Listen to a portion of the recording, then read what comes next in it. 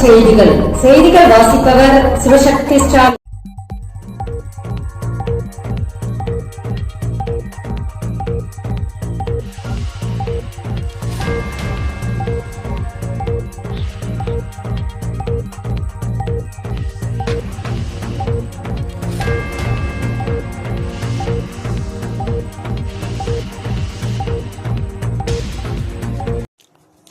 எட்டாம் வகுப்பு வரை ஆல் பாஸ்.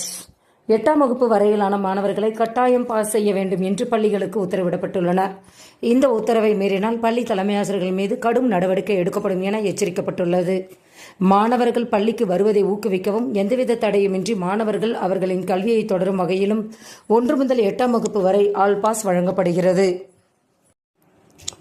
11ஆம் வகுப்பு கணினி அறிவியல் தேர்வு கருணை மதிப்பெண். 11ஆம் வகுப்பு கணினி அறிவியல் தேர்வில் 24வது கேள்வி தவறாக கேட்கப்பட்டு இருப்பதாகவும், ஆதலால் அந்த கேள்விக்கு சரியாகவோ தவறாகவோ எந்த பதிலை எழுதியிருந்தாலும் 2 மதிப்பெண்கள் அளிக்கப்படும் என்றும் தேர்வுத்துறை அறிவித்துள்ளது. இது தொடர்பாக விடைத்தாளை திருத்தும் ஆசிரியர்களுக்கு உத்தரவு பிறப்பிக்கப்பட்டு உள்ளது என தேர்வுத்துறை தெரிவித்துள்ளது. 100% தேர்ச்சி பள்ளிகளுக்கு பாராட்டு சான்றிதழ்.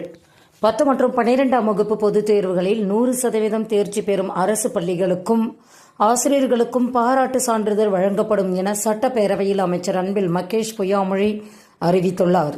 பள்ளிக்கல்வித்துறை தொடர்பான அறிவிப்பில் அரசு பள்ளிகளில் பயின்று சாதனை புரிந்த மாணவர்கள் அவர்கள் பயின்ற பள்ளியின் தூதுவர்களாக நியமிக்கப்படுவார்கள் என தெரிவித்துள்ளார். தமிழ்நாடு காவல்துறையில் 1299 காலி பணியிடங்கள். தமிழ்நாட்டில் உள்ள 1299 SI காலி பணியிடங்களை நிரப்ப அறிவிப்பானை வெளியிட்டுள்ளன. அதன்படி தாலுகாவில் 933 பணியிடங்களும், ஆயுதப்படையில் 366 காலி பணியிடங்களும் நிரப்பப்பட உள்ளது. அதன்படி ஏதேனும் ஒரு இளங்கலை பட்டம் முடித்தவர்கள் வரும் மே 3ஆம் தேதிக்குள் அதிகாரப்பூர்வ இணையதளத்தில் விண்ணப்பிக்கலாம் என தமிழ்நாடு சீருடை பணியாளர் தேர்வாணையம் தெரிவித்துள்ளது. ஜூலை 12இல் TNPSC குரூப் 4 தேர்வு.